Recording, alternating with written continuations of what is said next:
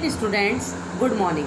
कल हमने संस्कृत में पाठ 3 अकारांत पुल्लिंग शब्दों के बारे में मैंने आपको बताया था। अकारांत शब्द कौन से होते हैं? वे शब्द जिसके अंत में अध्वनि का उच्चारण होता है, ऐसे शब्द अकारांत शब्द कहलाते हैं। संस्कृत में 3 वचन मैंने आपको बताए थे, एक वचन, द्विवचन और बहुवचन। एक वचन जब किसी एक व्यक्ति या एक वस्तु के बारे में हम बताते हैं, वो एक वचन कहलाता है। जब 2 व्यक्ति या 2 वस्तुओं के बारे में बातचीत की जाती है, वह द्विवचन कहलाता है। और जब 2 से अधिक वस्तुओं या व्यक्तियों के बारे में बातचीत की जाती है, वह आपका बहुवचन कहलाता है। अब पाठ्य पुस्तक के अंतर्गत पुल्लिंग शब्द क्या होते हैं, ये भी मैंने आपको बताए थे कि ऐसे शब्द जो पुरुष जाति का बोध कराते हैं, वे आपका पुल्लिंग शब्द कहलाते हैं। डियर स्टूडेंट, इसी पाठ से संबंधित आज हम अभ्यास कार्य करेंगे, जो आपकी पुस्तक में पेज नंबर 6 और 7 पर दे रखा है। डियर स्टूडेंट, इस अभ्यास कार्य के अंतर्गत फर्स्ट एक्सरसाइज में आपकी उच्चारण कीजिए। यहाँ पर कुछ शब्द दे रखे हैं जिसको आपको बोलकर सीखना होगा, अर्थात इनका उच्चारण आपको, इनका प्रोनाउंसिएशन आपको क्लियर करना होगा। जैसे बालव यानी कि 2 बालक, कृषकः यानी कि अनेक कृषक, अनेक किसान, मोर than 2 farmers, that is called कृषकः। कपोतः यहाँ पर एक वचन में दे रखा है, सिर्फ यहाँ पर विसर्ग दे रखी है, इसका मतलब कपोतः आपका एक वचन में है। कपोता मीन्स कबूतर। चित्रकः, चित्रका मीन्स चित्र करने वाला, यानी कि ये बहुवचन में दे रखा है, यहाँ पर मात्रा लग के विसर्गे हैं, इसलिए बहुवचन में शब्द है। वानरः एक वचन है क्योंकि एक बंदर का। मृगौ यहाँ पर औ की मात्रा दे रखी है, इसका अर्थ है कि 2 हिरन। Dear student, next exercise number 2, पढ़िए और लिखिए। यहाँ पर कुछ शब्द दे रखे हैं, जैसे कृषकः, कुक्कुरः, कपोतौ, मेघा, शुकः और चित्रकौ। इसको आपको उच्चारित करके इनको लिखना चाहिए, अर्थात आपको बोल बोल कर इसको लिखने की प्रैक्टिस करनी चाहिए। इन नेक्स्ट पेज नंबर 7 पर एक्सरसाइज 3 है, संस्कृत भाषायाम अनुवादम कुरु, अर्थात संस्कृत भाषा में अनुवाद कीजिए। यहाँ पर कुछ शब्द आपको दे रखे हैं जिसकी आपको संस्कृत में आपको वो शब्द ट्रांसलेट करके लिखने हैं। 2 बालक, मैंने आपको बताया था डियर स्टूडेंट, 2 बालक का मतलब है यहाँ पर द्विवचन में दे रखा है। बालक शब्द आपको यहाँ पर 2 वचन में दे रखा है और 2 वचन में औ की मात्रा का प्रयोग होता है। पुल्लिंग शब्दों में द्विवचन में सदैव औ की मात्रा का प्रयोग होता है, ये हमें हमेशा याद रखना है। इसलिए बच्चों, सभी बच्चों को रटने की आवश्यकता नहीं है, इसको समझने की कोशिश करेंगे। सिर्फ मैंने आपको 3 शब्द बताए थे, एक वचन, द्विवचन, बहुवचन। Again I am repeating my words कि एक वचन में सिर्फ विसर्गों का प्रयोग होता है। Student, always you will remember कि एक वचन पुल्लिंग एक वचन के शब्दों में सदैव ही विसर्गों का प्रयोग होता है। पुल्लिंग द्विवचन के शब्दों में सदैव औ की मात्रा का प्रयोग होता है और पुल्लिंग बहुवचन के शब्दों में अ की मात्रा प्लस विसर्गों का प्रयोग होता है। Always you will remember my words.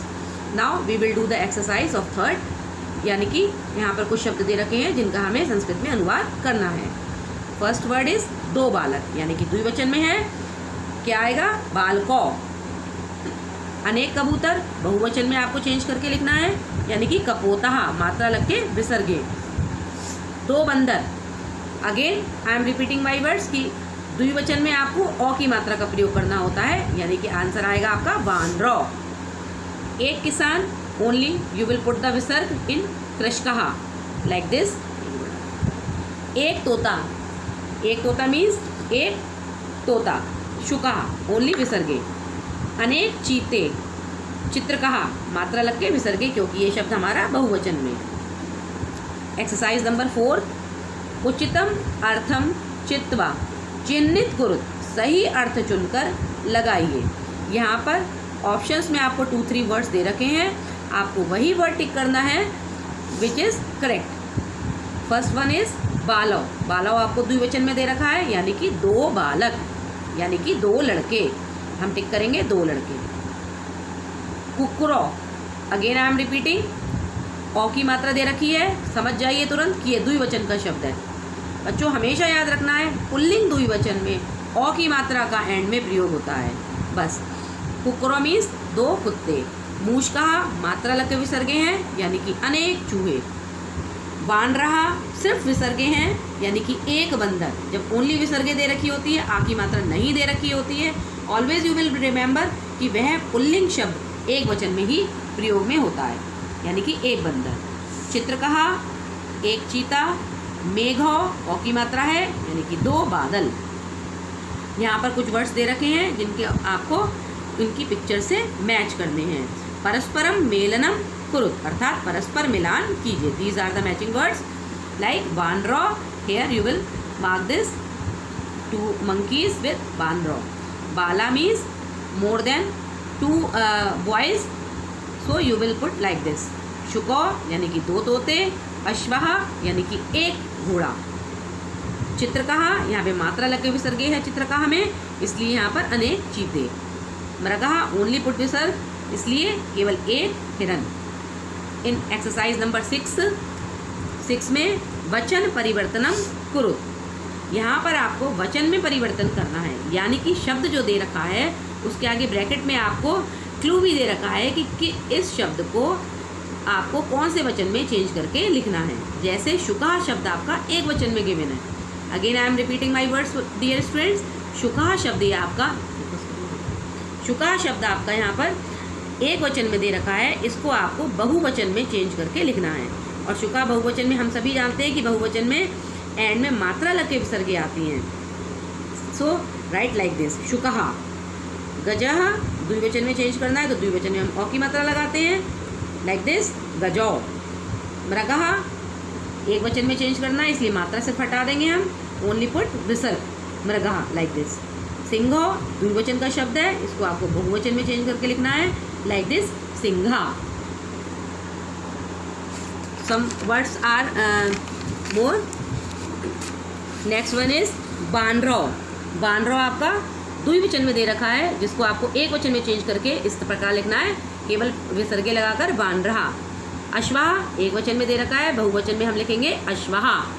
Bhujanga ये आपका बहुवचन में शब्द दे रखा है, द्विवचन में हम औ की मात्रा के साथ भुजंगो। हंसः द्विवचन में चेंज करके लिखेंगे हंसो। बालः इसको हम द्विवचन में चेंज करके लिखेंगे बालो। मूषको द्विवचन में शब्द दे रखा है, इसका एक वचन में शब्द होगा मूषका। डियर स्टूडेंट, सिर्फ कहने का तात्पर्य इतना है, आपको ये ध्यान रखना है कि एक वचन में शब्द के अंत में सिर्फ विसर्गे लगेंगी, द्विवचन में एंड में शब्द के औ की मात्रा लगेगी और बहुवचन में मात्रा लग के विसर्गे लगेंगी। Always you will remember this and write like this. Dear student, ये अभ्यास कार्य आप अपनी पुस्तक में स्वच्छ और सुंदर लेख में करेंगे। Thank you.